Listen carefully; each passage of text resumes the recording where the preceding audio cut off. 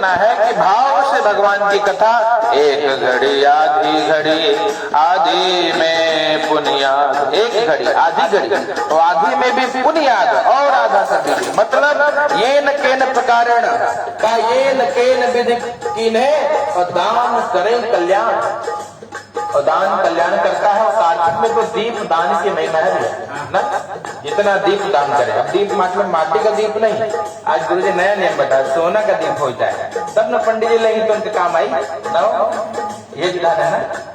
जय जय। मतलब दीप दान मतलब दीपक का दान करने की बड़ी महिमा है। तो ऐसे हर समय कहने का केवल यही भाव है कि भाव से केवल दान करने से कल्याण हो जाता है, और कलयुग में तो दान की अत्यंत महिमा है। तो ऋषियों ने कहा कि महाराज जी किस उपाय से दुख दूर होगा बता दीजिए। कहा भैया सत्यनारायण की कथा ही दुख दूर करेगी। क्यों?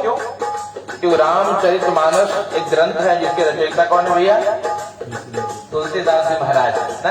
और तुलसीदास जी महाराज और कहते हैं भैया उन्होंने पूरी ग्रंथ की रचना करने के बाद अंत में कहा है, क्या कहा? एहि कल काल न साधन दूजा, जोग यज्ञ जप तप व्रत पूजा, राम ही सुमेरिय गाय राम ही संतत सुनिय, राम गुण ग्राम।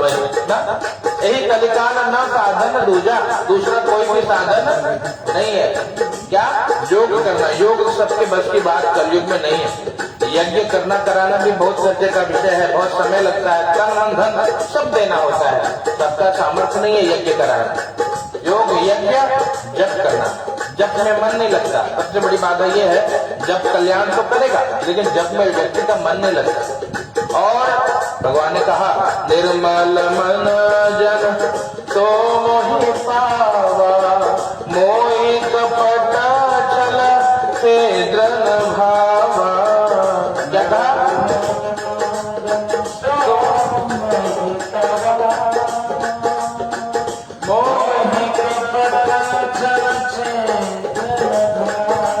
कपट छल से ठाकुर जी को प्रिय नहीं। कहने का अभिप्राय निर्मल मन से सच्चे हृदय से ठाकुर जी को जो कुछ भी दे दिया जाए भगवान उससे रीझ जाते हैं।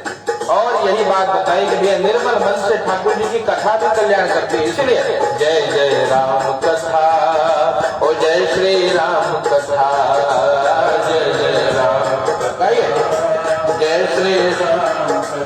हाँ, जय जय राम कथा, जय श्री राम कथा, जय जय राम कथा। इसे श्रवण कर मिट जाती है, इसे श्रवण कर मिट जाती है जन्म जन्म की व्यथा। जय जय राम कथा, ओ जय श्री राम कथा, जय जय राम कथा, जय श्री राम कथा। हाँ, जय जय राम कथा, ओ जय श्री राम कथा। तो भगवान की कथा सुनने से जन्म जन्मांतर की व्यथा को श्री ठाकुर जी दूर करते हैं। इसलिए भाव से भगवान की कथा संक्षेप में श्रवण करते हैं। पहले अध्याय में कथा की महिमा, नारद जी के मन में संशय, नारद जी के संशय को ठाकुर जी ने दूर किया। नारद जी को कैसे संशय भया?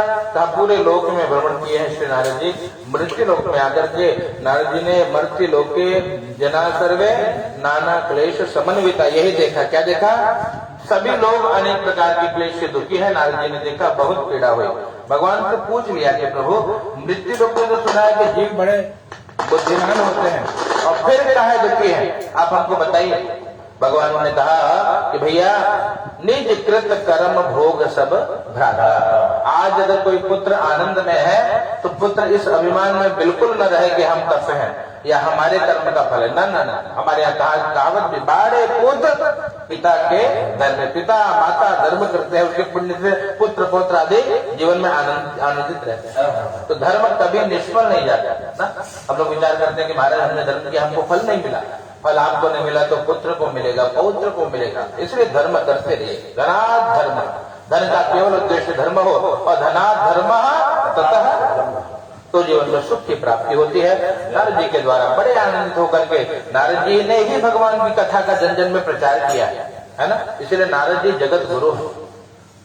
और श्री नारद जी महाराज कहते हैं भगवान की दिव्य कथा का प्रचार प्रसार भी करते हैं। और नारद जी भगवान को पूछते भी हैं कि हे भगवान, इस कथा को करने का फल भी हमको बता दीजिए।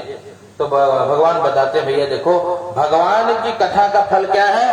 कहा भगवान की कथा का फल, कहते हैं जीवन में जो कामना है वो पूर्ण हो जाता है। धन धान्य प्रवर्धनम, और धन धान्य की प्रति कोई अगर गरीब है, निर्धन है और सोचे कि हम क्या करें कि लक्ष्मी आ जाए ना, तो बहुत धन भी नहीं, अगर है सामर्थ्य तो बढ़िया ऐसे लावा वावा मिला के लाजा होती करिए, लावा लक्ष्मी जी को अर्पित करिए, माई प्रसन्न हो। लाजा का हवन करिए, कमलगट्टे का हवन करिए, लक्ष्मी प्राप्ति के साधन है। और न सामर्थ्य तो क्या करें भैया? अगर सामर्थ्य नहीं है तो श्री ठाकुर जी कहते भैया कथा सुन लो ना। भगवान की कथा का नाम क्या है? श्री सत्यनारायण व्रत कथा। इसका अभिप्राय क्या है? जीवन में अगर श्री चाहते हो, श्री अर्थात लक्ष्मी, लक्ष्मीवान बनना है तो क्या करिए? पहला नियम है कि सत्य बोलिए।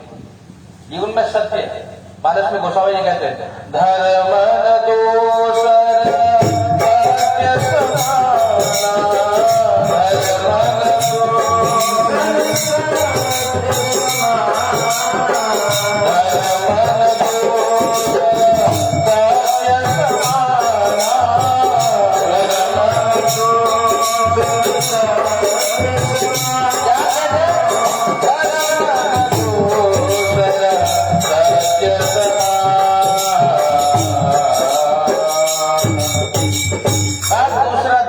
समाना, सत्य के समान, इसलिए जिसने सत्य को धारण कर लिया उसको सब मिल जाएंगे। सत्य पहली सीढ़ी है नारायण को प्राप्त करने की ना, लेकिन ये कलयुग में संभव नहीं है ना। जगत के झूठे व्यवहार को निभाने के लिए हर जीव झूठ बोलता है।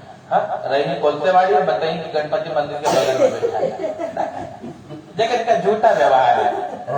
इसलिए आज विज्ञान बड़ी प्रगति पे है, लोकेशन मांगा पूरा सच्चाई पता लग गया कि कितना दूध में हो, कितना पानी। तो कहने का अभिप्राय, इसमें व्यक्ति का दोष नहीं है, ये कली का प्रभाव है साहब ना। और कली का प्रभाव क्या करता है? जगत के झूठे व्यवहार को निभाने के लिए जीव कदम कदम पर झूठ बोलता है, इससे पुण्यक्षय होता है। याद रखना, ये पहला सीढ़ी है। सत्य बोलो, सत्यम ब्रूयात् प्रियम ब्रूयात्, न ब्रूयात् सत्यम अप्रियम, ये सूक्ति है। सत्य बोलिए लेकिन सच भी प्रिय होना चाहिए, मीठा सत्य बोलिए ना। कोई गाय जा रही हो और कोई पीछे कसाई दौड़े और बोले ना ना हम थोड़े सत्यवादी हैं, और बता दोगे कि गाय वहां गई है और गौ हत्या का दोष लग जाएगा ना। अगर आपके झूठ बोलने से किसी जीव गौ की रक्षा होती है, साधु की रक्षा होती है, संत की रक्षा होती है, तो झूठ भी सत्य है ना। और अगर ऐसा सच बोलो कि ना ना ना, ना बता दो तो दोष लग जाएगा। इसलिए विवेक होना चाहिए। अभी हम वही विचार कर रहे थे साहब कि राम कथा में राम जी सोने की हिरण के पीछे दौड़ते हैं ना। अब याद रखना, कोई बुद्धिमान व्यक्ति यदि होगा तो बुद्धिमान व्यक्ति हिरण के पीछे नहीं दौड़ेगा। पर हिरण के पीछे कौन? राम जी कौन है? राम जी बुद्धिमान नहीं है, राम जी विवेकवान है। विवेकवान व्यक्ति ही हिरण के पीछे दौड़ सकता है। कह भी रहे हैं कि सोने का भैया हिरण हो ही नहीं सकता, राम स्वयं है, लेकिन फिर भी दौड़ रहा है। याद रखना, विवेक अलग विषय। विवेक मतलब कहा भैया जो सही है जो गलत है उसकी पहचान करने वाली बुद्धि का नाम विवेक है। इस प्रकार की कथा श्रवण करेंगे, 1 महीना लगेगा, सुंदरकांड पूरा नहीं हो पाएगा, इसलिए कथा शीघ्र सुनिए। नारद जी ने पूछा, महाराज हमको ये बताइए, किम फलम किम विधानम च, फल विधान। धनवान की बात करें, धनवान बनना है तो ये सभी एक नियम है हर व्यक्ति के लिए। संध्या नहीं आता, जप नहीं आता, गायत्री नहीं आता, तप नहीं आता, कोई आवश्यकता नहीं। एक काम करिए, केवल सत्यनारायण की उपासना करनी है और देखना जीवन में सब आ जाएगा। धनवान हो जाओगे, हाँ सब कुछ मिल जाएगा, पुत्रवान हो जाओगे, पुत्रवान होगे, आनंद होगा, धन ऐश्वर्य सब मिल जाएगा। केवल एक देव सत्यनारायण। और महाराज अगर सत्यनारायणों की सेवा ना हो तो क्या? तो गुरु जी बनाना पड़ेगा ना भैया। और गुरु जी कौन है? जीवन में गुरु कौन है? जीवन में गुरु एक ही है। कहा कौन? यदि किसी का गुरु नहीं है तो कहा कृष्ण वंदे जगत गुरु। कहा किसी के गुरु नहीं है तो कृष्ण भी जगत गुरु है। और कृष्ण जी गुरु जी से शिक्षा कैसे लेंगे? कहा गीता पढ़नी पड़ेगी ना, गीता पढ़ेंगे तो कन्हैया ने बताया कि भैया कैसे जीवन जीना है, रहना कैसे है। अब ये कठिन है संस्कृत समझ पाना, तो क्या किया जाए? तो भैया कोई ऐसे गुरु जो आसानी से काम करे। वो कौन गुरु है? कहा जिनके बिना भगवान का भी काम नहीं हुआ, वो गीता ना। और दुनिया चले न श्री राम के बिना, राम जी चले न हनुमान के बिना, दुनिया चले न श्री राम के बिना, राम जी चले न हनुमान के बिना, दुनिया चले न श्री राम के बिना, राम जी चले न हनुमान के बिना, दुनिया चले न श्री राम के बिना।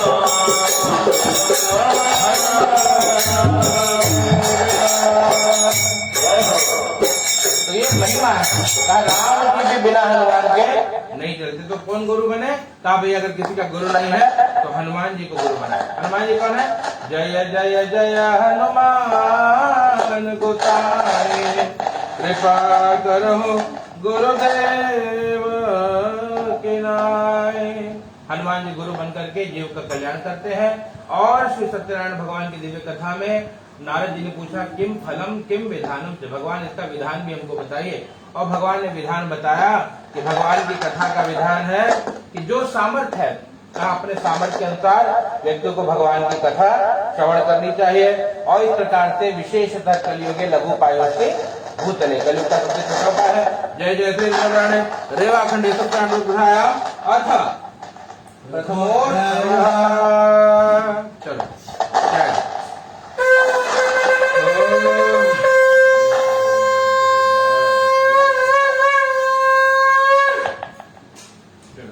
ओम श्रीमन भैया दूसरा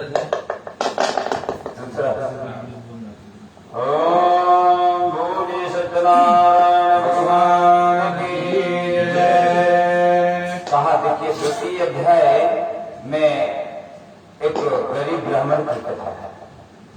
और गरीब ब्राह्मण की कथा है, काशीपुरी में रहते थे। कश्चित काशीपुरी रंगे हसी जितो धना। कहा कश्चित काशीपुरी में रहते थे और ब्राह्मण देवता बहुत गरीब थे।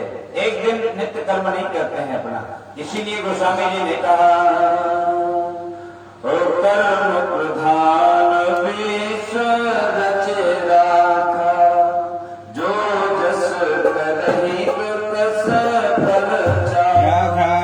जैसा कर्म करोगे वैसा फल मिलेगा। इसीलिए कर्म अच्छा करना चाहिए। तो ब्राह्मण देवता एक दिन जब नित्य कर्म नहीं करते हैं तो उनको भी कष्ट भोगना। तो ब्राह्मण से प्यार करने वाले भगवान नारायण ब्राह्मण का रूप धारण करके उस मित्र देवता से कहा, है मित्र देव, आप इतना दुखी होकर के क्यों घूम रहे हो इस पृथ्वी लोक पर? कोई बात है क्या? कहा बात तो एक है, कोई उपाय यदि जानते हैं तो आप बता दीजिए। उपाय यदि जानासी कृपया कथन करो। कहा प्रभु कोई उपाय बता दीजिए। कहा उपाय तो एक ही उपाय है। कहा क्या? सत्यनारायणो विष्णु वंचिता फल प्रदान। कहा भगवान की कथा सब कुछ देने वाली है। और भगवान सत्यनारायण की देखिए, नारायण ही सत्य है ना? तो भगवान सत्यनारायण की कथा करिए, यही उपाय है और दुनिया में कोई उपाय नहीं है।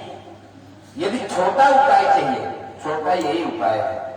आप भागवत करोगे तो सप्ताह चला जाएगा, देवी भागवत करोगे 9 दिन चला जाएगा, कथा तो 1 घंटे में हो जाएगी भैया। तो भगवान की कथा केवल मात्र यही उपाय है। तो ब्राह्मण देवता प्रातः काल उठते हैं और भिक्षाटन के लिए निकल जाते हैं। प्रभु की कृपा हो जाती है। गोस्वामी जी ने कहा है, जा पर कृपा राम की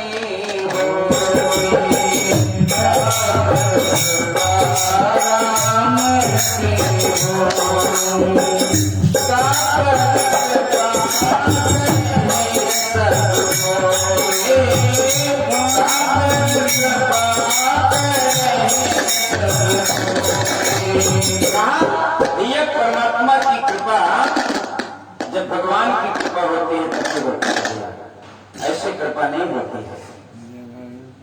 तो ब्राह्मण देवता के ऊपर भगवान की बड़ी कृपा हो जाती है और भिक्षाटन से जब आते हैं तो बहुत सारा धन प्राप्त हो जाता है और उसी से भगवान की पूजा करते हैं। उस पूजा से ब्राह्मण देवता संपत्तिवान और धनवान हो जाते हैं और अपने लोग जब धनवान हो जाते हैं तो उनके एक परम मित्र थे। कहा कौन?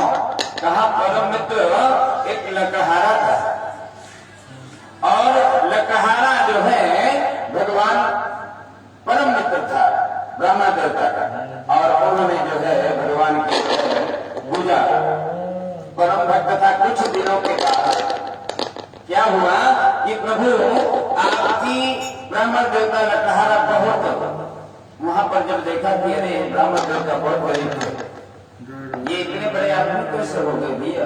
ब्राह्मण देवता भगवान की पूजा कर रहे थे।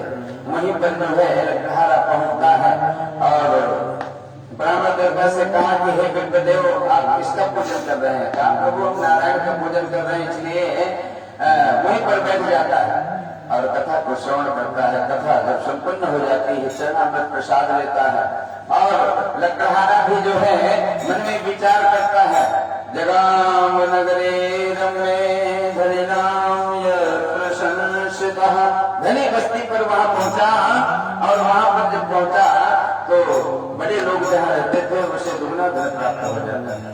उसी से पूजन सामग्री लिया और बंधु बांधवों के साथ में भगवान की पूजा श्रवण करता है। कहने का मतलब यही है लकहारा भी भगवान की पूजा श्रवण करके अपने धाम को जाता है।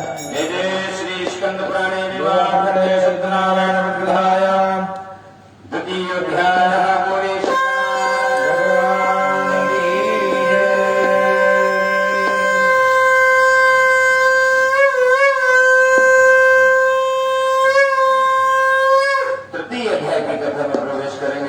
अध्याय की कथा बड़ी निर्मल कथा है और भगवान का देखिए नाम ही बड़ा सुंदर है।